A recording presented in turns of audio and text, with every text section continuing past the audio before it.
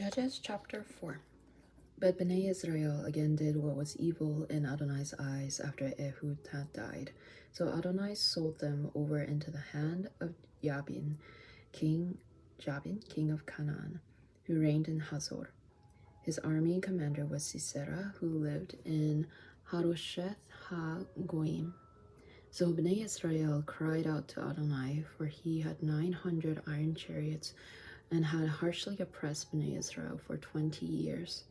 Now Deborah, a woman who was a prophetess, the wife of Lapidoth, was judging Israel at that time. She used to sit under the palm tree of Deborah between Ramah and Bethel in the hill country of Ephraim, and Bnei Israel came up to her for judgment. Now she sent and summoned Barak, son of Abinoam, from Kadesh in Naphtali, and said to him, Hasn't Adonai, God of Israel, commanded, Go march to Mount Tabor and take with you 10,000 men of the sons of Naphtali and of the sons of Zebulun? And at the Kishon torrent I will draw out to you Sisera, commander of Jabin's army, with his chariots and his multitude, and I will give him into your hand. But Barak said to her, If you are going with me, then I will go. But if you aren't going with me, I won't go. Surely I will go with you, she said. However, no honor will be yours on the way that you are about to go, for Adonai will sell Sisera into the hand of a woman. So Deborah arose and went with Barak to Kadesh. Then Barak summoned Zebulun and Naphtali together to Kadesh, and 10,000 men marched up after him, and Deborah went up with him. Now Heber the Kenite had separated himself from the Kenites, from the children of Hobab, the father-in-law of Moshe, and had pitched his tent as far as the oak of Zaananim, which is near Kadesh. They told Sisera that Barak son of Abinoam had gone up to Mount Tabor. So Sisera ordered all his chariots, 900 iron chariots, and all the troops that were with him from Harosheth ha-Goim to the Kishon. Then Deborah said to Barak, Arise, for this is the day in which Adonai will deliver Sisera into your hand. Has Adonai not gone out before you? So Barak came down from Mount Tabor with 10,000 men following him. Adonai threw Sisera and all his chariots and all his army into confusion before Barak with the edge of the sword. Then Sisera got down from his chariot and fled away on foot. But Barak pursued the chariots and the army as far as Harosheth ha-Goim. The whole army of Sisera fell by the sword, not one was left. Meanwhile, Sisera fled on foot to the tent of Yael, the wife of Heber the Kenite. For there was peace between King Jabin of Hazor and the house of Heber the Kenite. So Yael went out to meet Sisera and said to him, Turn aside, my lord, turn aside to me, don't be afraid. So he turned aside to her into the tent, and she covered him with a blanket. He said to her, Please give me a little water to drink, for I'm thirsty. So she opened a skin of milk and made him drink some, and covered him. When he said to her, Stand at the entrance of the gate, and if anyone comes and asks you, saying, Is there a man here? Then you will say, There is no one. Then Yael, Heber's wife, took a tent pin and got a hammer in her hand and approached him stealthily and drove the pin into his temple until it pierced through into the ground, for he was exhausted and in deep sleep. So he died. Now behold, as Barak was pursuing Sisera, Yael came out to meet him and said to him, Come, I will show you the man whom you are seeking. So he entered with her, and behold, Sisera was lying dead with a tent pin in his temple. So on that day God subdued King Jabin of Canaan before Bnei Israel. The hand of Bnei Israel pressed hard on King Jabin of Canaan until they had cut off King Jabin of Canaan. Chapter 5. Then Deborah and Barak, son of Abinoam, sang on that day, saying, When leaders take the lead in Israel, when people freely offer themselves, bless Adonai. Listen, O kings, give ear, O rulers, to Adonai I will sing. I will sing praise to Adonai, the God of Israel. Adonai, when you came out from Seir, when you marched from Edom's field, the earth trembled. The heavens also dropped. Yes, the clouds dropped water. The mountains quaked before Adonai. This Sinai at the presence of Adonai, the God of Israel. In the day of Shamgar, son of Anath, in the days of Yael, the highways were deserted. Travelers walked by crooked paths. Villages were deserted in Israel, deserted until I, Deborah, arose, a mother in Israel arose. They chose new gods, then war was in the gates. No shield or spear was seen among 40,000 in Israel. My heart is with Israel's rulers, who offer themselves freely among the people. Bless Adonai. Riders on white donkeys, sitting on saddle blankets, traveling on the road, sing louder than the sound of archers at the watering places. There let them rehearse the righteous acts of Adonai, the righteous deeds for his villages in Israel. Then the people of Adonai went down to the gates. Awake, awake, Deborah. Awake, awake, utter a song. Arise, Barak, lead away your captives, O son of Abinoam. Then a remnant of nobles came down. Adonai's people came down to me with the mighty ones. Those with root in Amalek are from Ephraim following you. Benjamin with your peoples. From Machir came down rulers, and from Zebulun wielding the marshal's staff. Issachar's chiefs were with Deborah. Issachar was with Barak. Into the valley they rushed at his heels. Among the divisions of Reuben there were great resolves of heart. Why did you stay in the sheepfolds to hear the piping for the flocks? Among the clans of Reuben there was much searching of heart. Gilead stayed beyond the Jordan and Dan. Why did he stay by the ships? Asher sat at the sea coast, dwelling by its docks. Zebulun is a people who jeopardized their lives to death, and Naphtali also on the heights of the battlefield. The kings came, they fought. Then the kings of Canaan fought at Taanach by the waters of Megiddo, but they took no spoil of silver. From heaven the stars fought. In their courses they fought Sisera.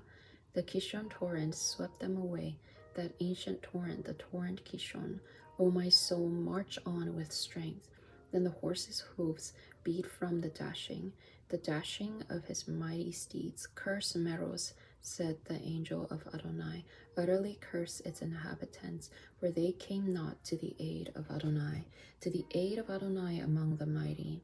Blessed above woman is Yael, the wife of Heber the Kenite. Above woman in the tent is she blessed. Water he asked, milk she gave him. In a lordly bowl she brought him butter. Her hand reached for the tent pin, her right hand to the workman's hammer, and with the hammer she struck Sisera. She smashed his head. Yes, she crushed and pierced his temple. At her feet he collapsed, he fell, he lay. Between her feet he bowed, he fell. Where he bowed, there he fell dead. Through the window Sisera's mother looked out through the lattice and lamented shrilly. Why does his chariot delay in coming? Why do the wheels of his chariots tarry? The wisest of her princesses answer her. Yes, she repeats the words to herself. Are they not dividing the spoil? A maiden, maidens of every warrior. To Sisera a spoil of dyed garments, a spoil of dyed garments of embroidery, double dyed garments of embroidery for the necks of every spoiler. So let all your enemies perish, Adonai, but may those who love him be like the rising of the sun in its might. Then the land had peace for 40 years. Chapter 6. Then Bnei Israel did what was evil in Adonai's eyes, so Adonai gave them into the hand of Midian for 7 years. Midian maintained an upper hand over Israel, and because of Midian, Bnei Israel made themselves hideouts in the mountains, caves and strongholds. Whenever Israel had done their sowing, the Midianites, Amalekites, and people from the east would come and raid them.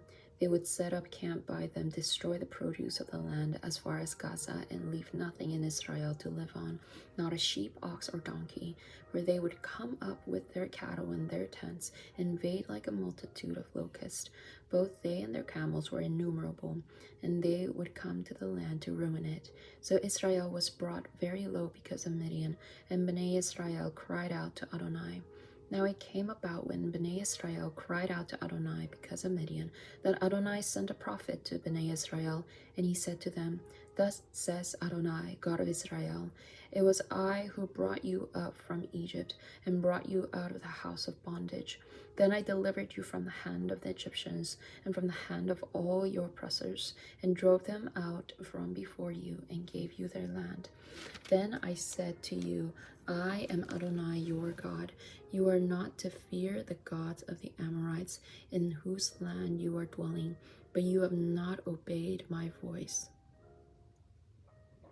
Then the angel of Adonai came and sat under the terebinth that was at Ophrah, that belonged to Joash the Abiezrite, while his son Gideon was beating out wheat in the winepress in order to hide it from the Midianites. Then the angel of Adonai appeared to him and said to him, Adonai is with you, O mighty man of valor. But Gideon said to him, O my Lord, if Adonai is with us, then why has all this befallen us? So where are all his wonders that our fathers told us about, saying, Didn't Adonai bring us up from Egypt? But now Adonai has abandoned us and given us into the hand of Midian. Then Adonai turned toward him and said, Go in this might of yours and deliver Israel from the hand of Midian. Have not I sent you? Then he said to him, Me, my Lord? With what would I deliver Israel? Look, my family is the poorest in Manasseh, and I am the least in my father's house. But Adonai said to him, Surely I will be with you, and you will strike down Midian as if it were one man. Then he said to him, If now I have found favor in your eyes, then please show me a sign that it is really you talking with me. Please don't leave from here until I come to you and bring out my offering and lay it before you. So he said, I will stay until you come back. Then Gideon went in and prepared a kid and matzot from an ephah of flour. He put the meat in the basket and the broth in a pot, and brought them out to himself under the terebinth and presented them. Then the angel of God said to him, Take the meat and the matzah and lay them on this rock, and pour out the broth. So he did so. Then the angel of Adonai put out the end of the staff that was in his hand and touched the meat and the matzah. Fire sprang up from the rock and consumed the meat and the matzah. Then the angel of Adonai vanished from his sight. Then Gideon realized that he was the angel of Adonai. Gideon said, Alas, my Lord Adonai, for I have seen the angel of Adonai face to face.